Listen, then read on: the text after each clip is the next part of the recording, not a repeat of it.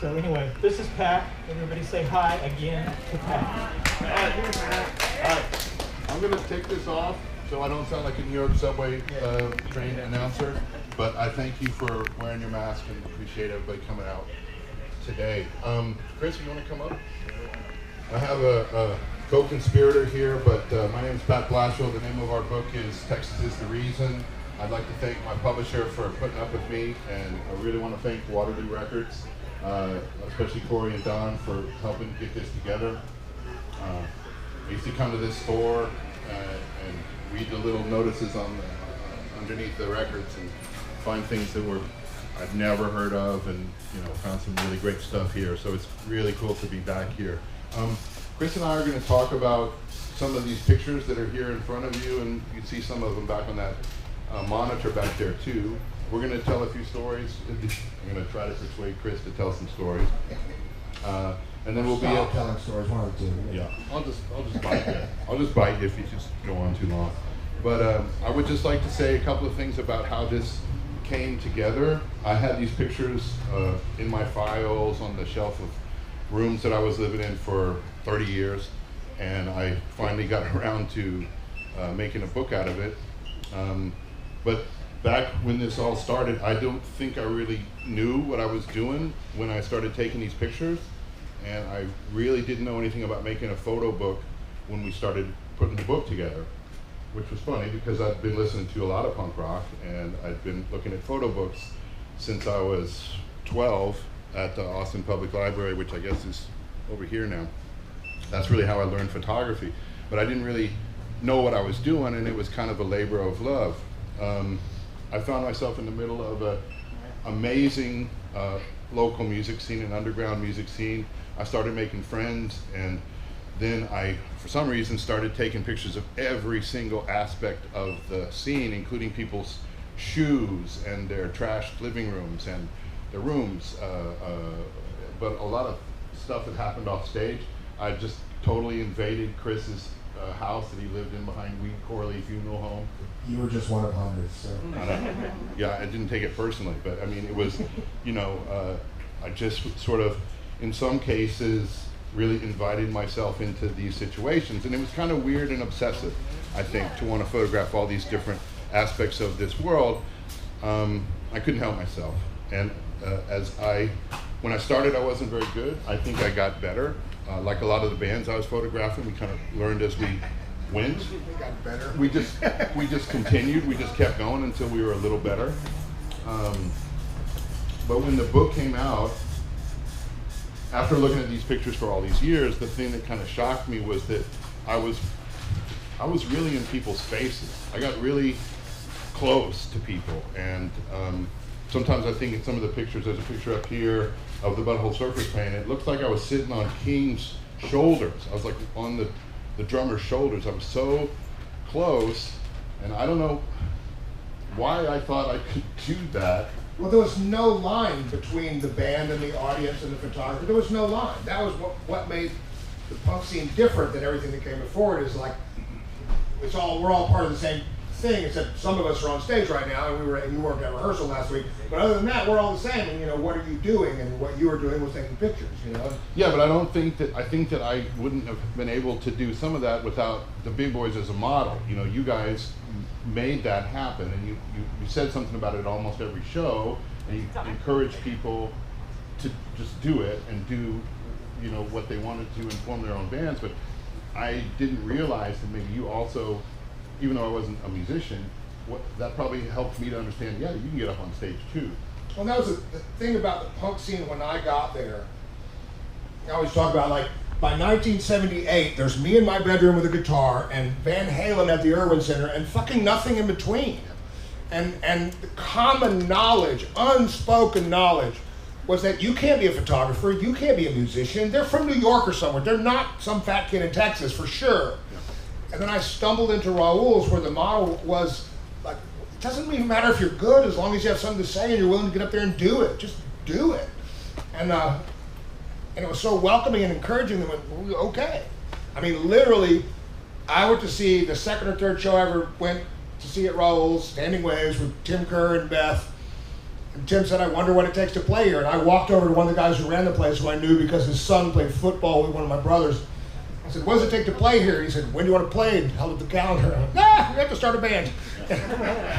You know? I mean, the first show that I saw was the Big Boys. I saw the Big Boys at rAwTiMe play, and it was because I was working in a theater with Steve Collier. And he said, come and see my band. We're called the Big Boys. And, you know, the appointed night came. I go down there, and the band on stage is all wearing dresses, including my friend. I'm like, is this where, am I in the right place? And the band kept, the band kept saying, we're Kmart and the Shoppers. Where am I? And that's how I got into it. But I was just circling back to what I was saying about getting close. I think I was able to sort of invite myself into some of these situations, but I couldn't have ever done any of this stuff, including sleeping on your couch, if the people that are in this book, Chris, Steve, others of you that are in this room, hadn't let me into your lives. So it was only finally pretty recently that I realized how incredibly generous that was. So thank you. Well, thank you. And at the time, those of you who were there know, there were maybe 150 of us that really cared. You know, 500 at a big show, but like 150 that were part of the world. And we had to stick together because everybody already hated us. And like, even if I don't like your band, I'm for you because there's not enough of us to be against you. And we had to support each other. And it literally never, I don't think, occurred to any of us like, no, you can't. No, you can only take pictures for the first. I remember first time I heard somebody go, you can only take pictures for the first 3 songs. Like, oh you wait till the end till I'm a mess. It's much cooler. Yeah. It's like, no, it's and I actually there were, you know, succeeding generations of people that like came into the clubs, sort of faded out, and then new people came in, and I came in after a guy named Bill Daniel had already like made an incredible body of work, an incredible series of photographs. And if Bill Daniel's punk rock photo book comes out anytime soon, you got to pick it up because you'll forget about my book after that. He was so unbelievable, but he was kind of phasing out, and he was a little less interested in punk rock while I was starting to get interested in it. But this happened with musicians too. People would play in bands, and then they would sort of feel like, well, I've said my thing, and they would sort of fade back. But you know, it was all these ways of people coming in. That's one of those things that, looking through the book, one of the things that struck me is like we were just talking before, and I'm looking at the pictures, and Pat's going, well, you're in this one, and you're in this one, and I was going, I'm in all these pictures, even if I'm not in the picture. Like, I was at the show. Yeah. I promise you, because there wasn't anywhere else to be. Like, what, I'm going to stay home? No, I'm going. Yeah. You know, and whether I'm in, and you see a lot of the same faces, even if, you know, maybe a photo of the band, but David Nobody's in half the shots. Yeah. You know, maybe a photo of the band, but a lot of you guys are in the pictures too. Yeah. And that's, you know, because it was this big family, and sort of the mindset was, what are you doing? Like, yeah, I'm in a band, what do you do? So, well, I guess I better make a flyer or a fanzine, or I take some pictures. And for me, the coolest thing about all this, I don't know how it was for any of you guys that were part of that, but at the time we were doing it, I had no conception that anybody was going to care about it 10 minutes later. You know, I kept a box of flyers so that I could one day show my kids that I used to be in a band. And this happened. It really happened. And then, like, 10 years ago, I went, like, it's a shame I'm keeping these in a box and never looking at them. Somebody else might like to have these because they already know I was in a band. You know, because it didn't go away. It was this important thing to us, but I had no idea that later anybody was going to care. So it's so awesome that somebody had good enough sense to take pictures that could survive, because a lot of the other stuff didn't. Yeah, I don't know if, I mean, we joked about this. We joked about, oh, we're going to make it big. You know, we had conversations about whether the group would ever make any money.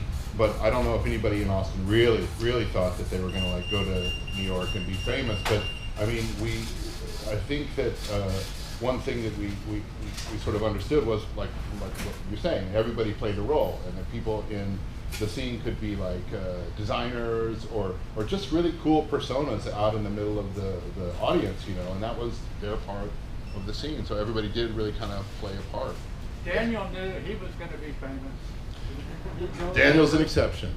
Definitely an exception. Daniel knew a lot of stuff. He knew a lot of stuff. Yeah, Some that's of it true. came true, and a lot of it was imaginary, and that's okay too. That's true.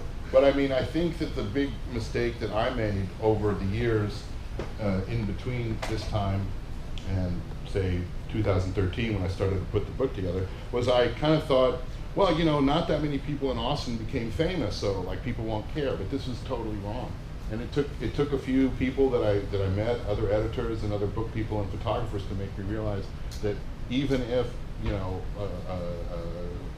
Marching Plague didn't become famous, you know, that's our culture. That's important.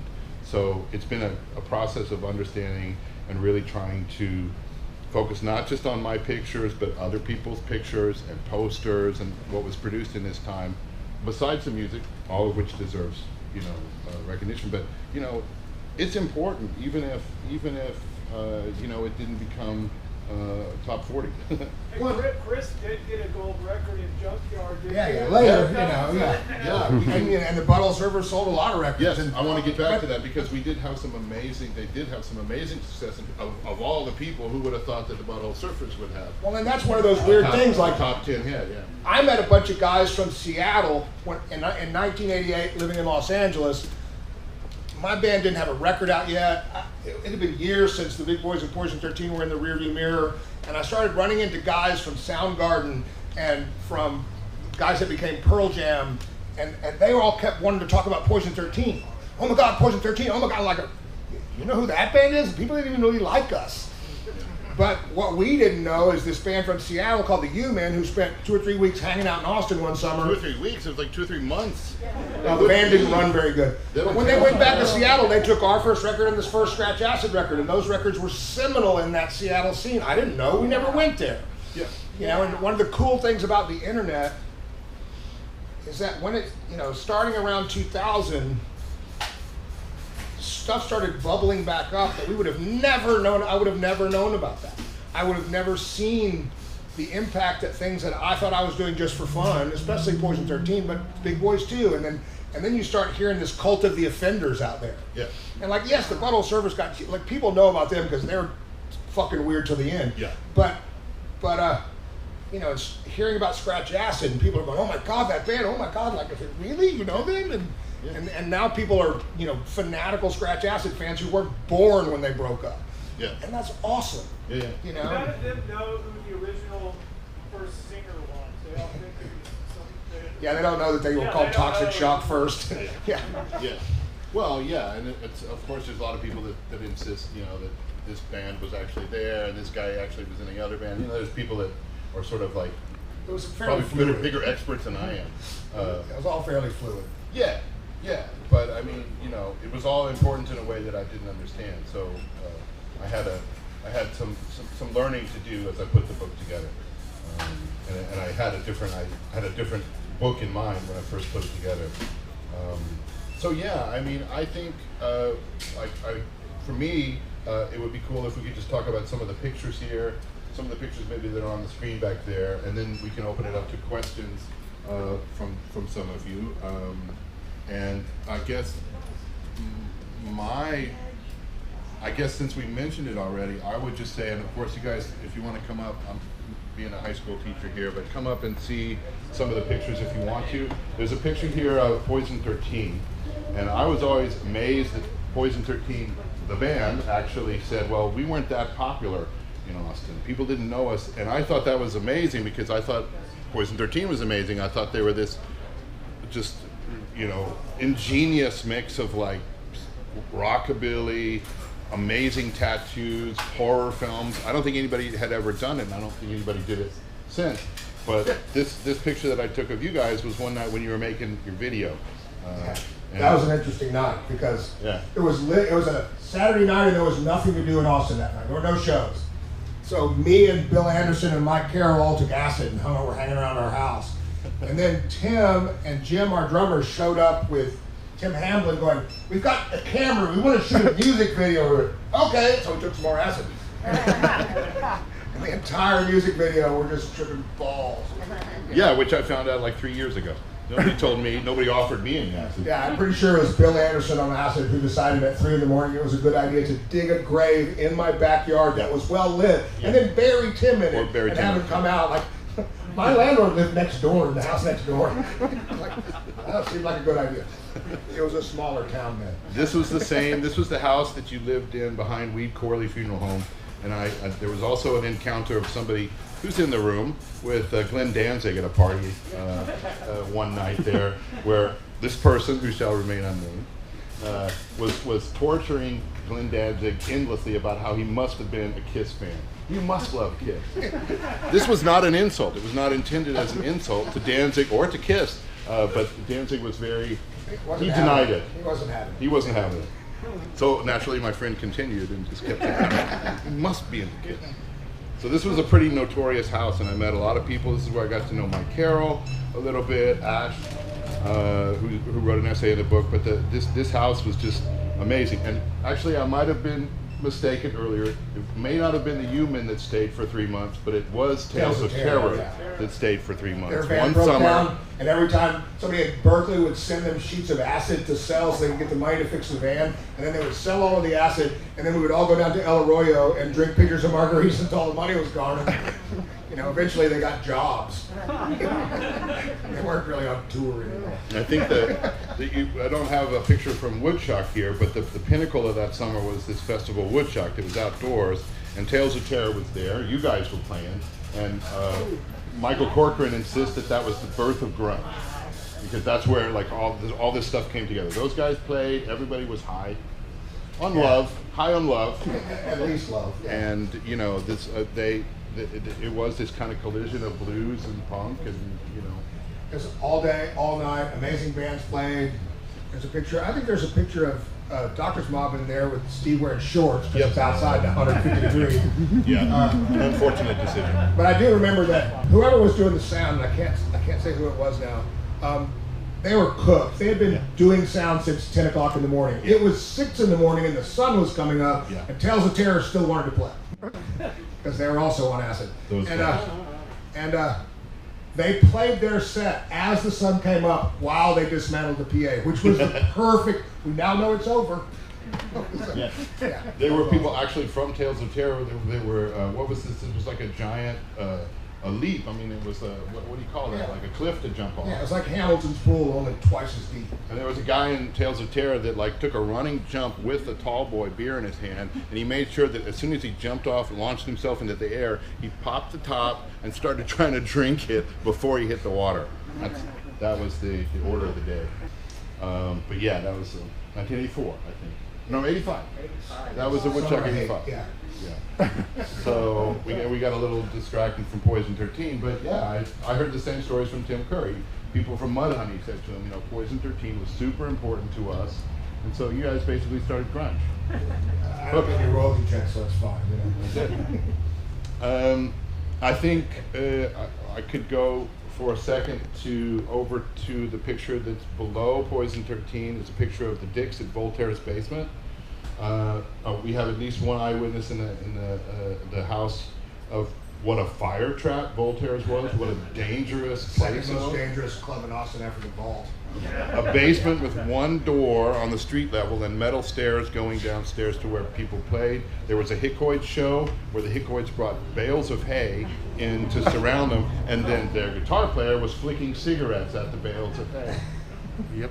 So this was also a show at Voltaire's where the Dicks, who had been birthed in Austin, scared the bejesus out of me for sure, had basically reformed in San Francisco, and Gary Floyd came back with a new version of the band. The guys that had been in the first version of the band had opened, and this is a picture of Gary Floyd kind of singing. There's a young lady in the front who's really into it, and I found out later her name is Christy Delgado.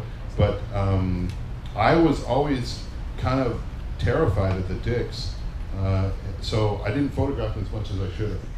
They're just thug-like, to quote Beefheart. I mean, they were pretty scary guys. And I only just recently talked to Gary Floyd for the first time I ever spoke to Gary Floyd, and he said he's still scared of Buff. He still gets a look at Buff. Buff gives him that cocked eye thing, and Gary Floyd is still nervous around him. So they were kind of tough guys, but one of the best fucking punk bands ever in the world. Filthy, disgusting, wonderful group. and forced into existence. They had been a poster band for about a year, and finally some of Gary's friends and Buff and Glenn's friends just relentlessly making fun of them until they finally played a show. You gotta play it. Yeah. Yeah, unbelievable. So I make it my mission to tell people that if they haven't heard, the Dicks, they really have to. It's just unbelievably important music, I think. So, yeah, and Voltaire's, I think we were lucky to get out alive. I think Jason was telling me about being at the show where Gibby Haynes was on stage with the Jack Officers. It wasn't the Butthole Surfers, the Jack Officers. That's smart, right? Really clever. And David Yao comes burbling out of the audience and is yelling and cursing at Gibby, and conks him over the head with a bottle of, I think it was red wine. That was a beer bottle. Okay, we got different stories. Sugar bottle. It was a that sugar was bottle. fun. They planned it all, and then Kevin, the drummer from Criminal Crew, beat the shit out of David Young. Yeah, thinking it was real because it was all planned. It was a stunt, and there was blood everywhere, and Gibby was like falling down, bleeding from the head. People were saying, "Oh my God, they've killed Gibby," and people were just really dying to beat the hell out of David Yao. And then there came the unfortunate turn of events where the buttholes had to actually explain to the audience, "Well, no, it's a stunt." as Teresa said, people got mad. So yeah, this was Voltaire. A lot of these clubs were around for a season, like 4 months. 45 minutes one evening. Right. And another one of my favorites besides Voltaire's was Uncle Susu's, because there was no stage. The floor was the stage, and for a photographer, that's perfect. You don't want to. This is really too high. But if you have a low stage, you're going to get good pictures because you can't tell where the audience begins and the band begins. And Uncle Susu's was great because it was a urethane finished hardwood floors, and they served beer in mason jars. And the band played on the urethane floor. Yeah. So by the second song of the first band, it was like trying to stand up on an ice skating rink because it was just beer and shiny floor. Yeah. And there are pictures all over the place of people laying on the ground on Uncle Susu's, and it wasn't a colorful show because we were drinking and the floor was too slippery to stand up. Yeah. Many minds lost in Uncle Susu's. Just those drinks were pretty legendary. Somehow I was able to keep shooting, but I was usually sober. I was always amazed because that was like a frat bar the rest of the week. Yeah. Most of the time they let us have shows once. I don't know. That was a good 6 months or so there, I think. One whole summer. Yeah. Which was, but par for the course. There was also, Studio 29 is another place that only lasted for maybe a year. I'm not sure, not long. Also some great shows because it was small. Yeah. Very small. Chris, is there one you want to pick out down here that you could say something about? I love the Fang picture. I'm not in the picture, but it's a great picture of Sammy and Fang, and they were sort of adopted by Austin. They were marginally popular in other places, but Austin fucking loved Fang. We went nuts for Fang right out of the gate because they were our kind of weird. Yeah. The first time Fang ever played in Austin was at Austin High School, because a girl at Austin High had lied to the school and said she was in the Big Boys so that we could play at their spring talent show, and Fang and Crucifix were playing the next night, and they were already staying at my house, and so they went with us down there, and we let each of them get up on stage and play a couple songs until the school stopped all that nonsense. But yeah. I think I knew one song by them, Everybody Gets in the Way, I think was the one song. It's very kind of metal in a way, which I could relate to because I grew up with Deep Purple. But they came to town and they were from California, and I could tell because the drummer's hair was perfect. They really had like a thing, and each one of them had a different look. There was a nerdy guitar player, and then there was a singer who was just going nuts. But I think I actually spent as much time photographing the audience that night. And Austin just went ape shit. I don't know what it was. And Austin has this weird historical connection to Fang because the original version of Fang was the guitar player and Brian Beattie from Glass Eye. Oh, wow. And that's where Fang started. The first recordings they did were the two of them and a drummer in San Francisco, I think. And then Brian left and the rest of the band came together. Which is another reason that Glass Eye's first record is on Boner, which was Tom Flynn's label. Yeah. So there was this strange connection, and you don't think of Fang and Glass Eye in the breadth, but they, they had that lineage. So yeah, Fang, I was just like, what is this? This replacements picture in the top corner was one winter where it was freezing cold, and Liberty Lunch decided to reverse the arrangement of the club so that the stage was actually on the other side of the room. And again, it was perfect because the stage wasn't high, but it was super cold, and the replacements, despite their legend, were quite good and pretty sober, relatively sober. Well, I wouldn't go that far. Well, fair enough. I never saw a shitty replacements. I never saw a show of them where they just weren't, they couldn't keep it together for a whole song. And these are kind of legendary shows that they did where they would cover anything, but they weren't really quite conscious. Doctor's Log played that show, didn't they? Yeah. You guys and Poison 13 and Replacements, and Liberty Lunch had moved the stage to the street end and built a wall where the ceiling stopped so they could try to heat it. Yeah. They failed. Yeah. It was 22 degrees in the room when we were playing, and we were pounding vodka backstage, hoping it would keep us warm, which it didn't. Yeah. There's another picture from that night where I sat down on the stage, a little winded, and Tommy Stinson decided to sit on my shoulders, so I just stood up. Yeah. He's playing, and I'm going, Yeah. yeah. He looked Proof like- that it happened is mostly all that is. He looked like he was having fun. Another moment in the show, Tommy Stinson he berated the people in the front of the audience for being too rough. He's like, "You're scaring all the rump away. You're scaring away the rump." Yeah. Yeah. But they were great. I mean, it was like they were not sloppy replacements. They were good replacements that night. Let's see. Actually, that picture of the buttholes is Susu's, his uncle Susu's. That's one thing. The picture of the young lady that's fallen down. You can just see a few her legs and her skirt. Was like the only time where I actually didn't look through the viewfinder of the camera, and I was trying to be Bill Daniel. I was trying to photograph like Bill Daniel, who always did this. He was always like shooting the pictures without looking through the viewfinder, and it was the only time that I really got anything good. But it was just luck. And for some reason, people are really anxious to look between her legs and to say they see something. It's like a David Cronenberg movie or something. Oh, I see a penis in there. It was actually somebody trans. Like, no. I know who it was. It's Carla. She was born a woman. I don't know. Like a bad version of Blow Up where people were examining the pictures. But yeah, I mean, I think I think we've pretty much covered all the pictures. And there's stuff shown in the back. Tony Offender is up there right now. But if you have any questions, please hit us up. Let us know if there's something you want to ask or just something you want to say. Otherwise, come to your book sale. Jason. Chris, you said BLASHILL's first record was on Boner. I didn't realize that. Years later, Ed Hall, Steel Pull Bathtub, and the Melvins All on Boner. Yeah. were on Yeah. Boner. Apparently, he had an actual label. Yeah, he did, and I think he actually is also the person that plays the solo on the song "Glass Eye," which is really, I think, still one of my favorite songs by them. I think that was him.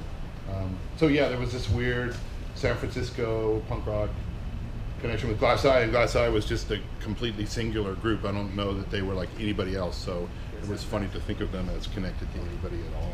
Thanks for coming out.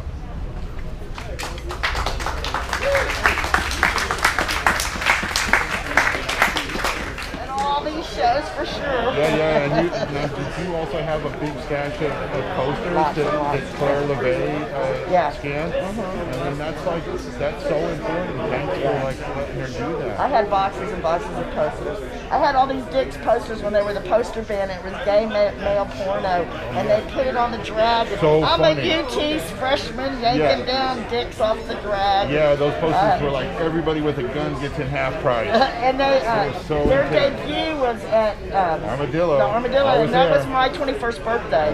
And my boyfriend was in the Reactors. Yeah, oh yeah. He played that night too there. Yeah, that was the first time I saw them, and I didn't see them for like 3 years after that because I was too scared. Oh, that's a good one. Oh, that's a real good one. Huh? Someone here in the city. Yeah, it's nice. It's really nice. Heard you say the name. Yeah, the reactors and the mistakes were the band that I followed all the time because I married the bass player. We got all of I those didn't shows. know the reactors. They were like models of minimal beauty. Yeah, that's for sure. Well, thank you so much. I'll Nice see you to meet you. tonight. Okay, at I'll the be show. over there. All right, bye-bye. Nice to see you. Hi. What's your name? Ram? Ah, okay. Did we know each other online? Yeah, Herb Slap, right? Sent you an email message about his friends. I was interested in you. Oh, that's right. Seriously, like to take them with me? Well, yeah, you can take them some today, but there's some that I have more of than others. Mind if I get my book signed as well? Nope, no problem at all. I give you one of my own prints. Wow, sure. Yeah, will you take it? Sure, absolutely. No, that's not his car. What could you tell me about that photo, actually? He was walking on the, I didn't know this kid, his name's Mikey Milligan, and he was walking on the drag at the same time I was there. I think I was with some other people, and Mikey just, hey, take my picture. And I went ahead and did it, but I didn't know him well, and I didn't really look at the pictures. A lot of pictures I didn't look at carefully until, you know, this year, basically. And my publisher liked it, and then I noticed it's a frat car. Yeah. So that was kind of... I pass by all the time and try to see exactly where he was at. Yeah. Such a good one. Crazy. Love skate Should I sign this one or on that? Yeah, that one's cool, actually. Okay. Here, this one's for yourself if you would like it. I took this myself, my hometown in Laredo. Oh, beautiful. Love the Texas flag. Amazing. This is in Laredo. That's right. Oh, thank you. Some kind of court or something. Loved it. Thank you very much. That was my final in photography in college. Oh, really? Yeah. How long ago was that? 2017. Okay. Well, thank you very much. That's Laredo, huh? That's right. Cool. All right, let me see what I can say. Here we go. I'm taking a family.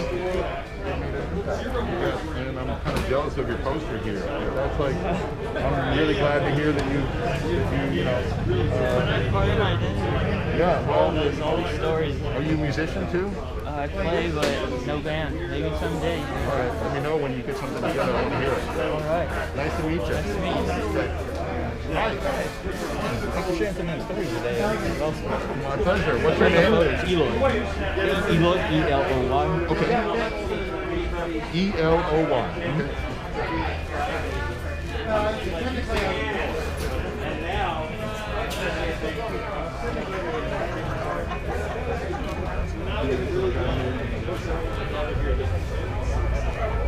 Where are you from, Eloy? Are you Austin? Okay. Yeah, I never really. I was always a little bit of in love with Galveston. I always loved Galveston so much, but I didn't get a chance to explore Corpus Christi. Yeah, Galveston had Houston close by. You had something to do. Corpus, you had to drive a bit. Nice to meet you. Thanks for coming out today. Hi. Hey, Jordan. Jordan. Yeah, man, nice to meet you. Hi, nice to meet you. Hey, I wanted to get some of your photos too. Okay. I was thinking, like, I actually bought the same two. I was thinking about buying those, the buttholes in that Daniel Johnston. Okay. If you have it. I do. My favorite photo is your one at Kitty Park. I grew up going to Kitty Park. Oh yeah, I take my daughter still to Kitty Park. You know, that's one of those facts that's in somewhat dispute. Some people say, you know, that's Kitty Park. Some people say it's something else. It's been moved. They moved it to the zoo because they lost the property. But that clown head lives on in the middle of it's like a merry-go-round with like stagecoaches that goes in a circle. Okay. So that clown head still exists. Okay. I laugh every time I'm there. Actually. Yeah, that's like amazing that it can be like this, the history of an object like that. And you might be like one of the few people that has that kind of secret grin. I always laugh to show my dad. I'm like, look at this photo. Clowns are fucking scary. Clowns are weird. There's actually a name for a fear of clowns. We haven't been able to do that. Another Dallas man. But anyway, man, so good to see you. Keep up the good fight. And we'll see you around. I'll try to post some more of these. You want people to tag you?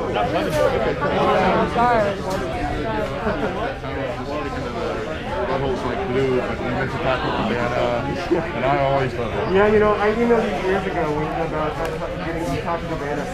Oh, that's right. I remember that. But you were saying they're too dark, and that's why I get them. But that Taco Cabana, I grew up also. Yeah, that was before it really expanded. But that food was good. Yeah. Yeah. So many bean and cheese tacos. I'm just gonna be subtle about it. I won't be too sloppy.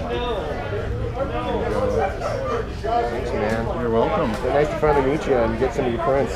Thanks. I'm glad you're interested. I didn't really know if that would go over with people or not. No, I'm glad you did it, man. Thanks a lot. Nice to meet you, Scott. Oh, you know me. Yeah, your avatar. How you doing? Oh, very good, very good. You're one of the ones that was there. I was the original one. I know. I went to school with Paul and Gibby. I know that, but only now because I think that there was such a long train of people and I just didn't know the ins and outs of it. But yeah, it's like I know it because you said it online. Yeah, I went to school. Well, Paul and I were in an art class together, and the teacher would make bad remarks behind him if he skipped class. Like he was getting involved with a female classmate, and I was just thinking about it. And I told Paul, and it was like a nuclear bomb going off in your ear, and he was so upset. Yeah. He's got a temper.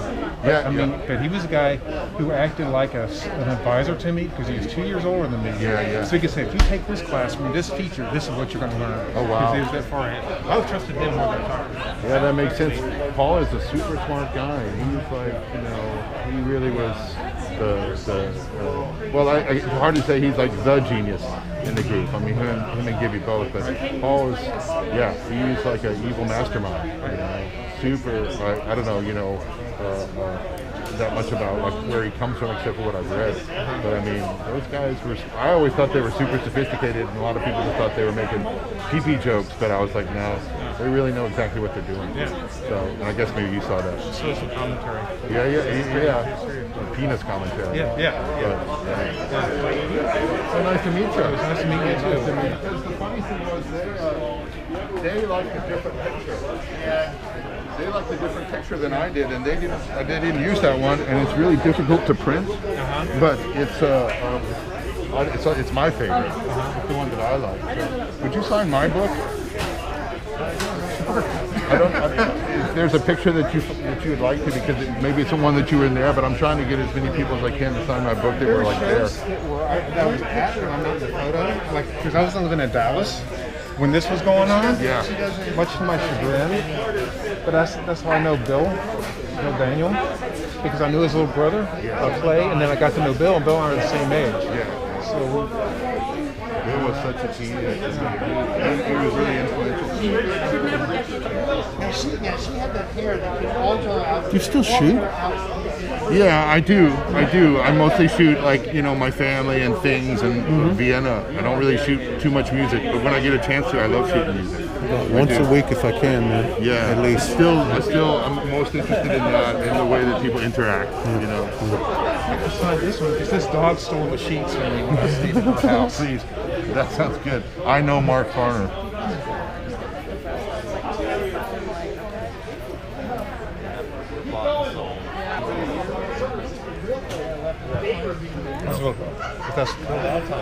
Cool. Thank you. When the last Big Boys album came out, there was a sheet that had the photos in it, and I knew who Bill was, but I didn't know who you were. Yeah. And then I saw you on Facebook or Instagram, and you had posted something about Phase 4, the movie with the ants, and I reacted to it. That's a weird ass movie. I love that movie. Hey Pat, Carl Ziegler here. Carl, geez, how you doing? Good. Nice to meet you again. Yeah. How you been?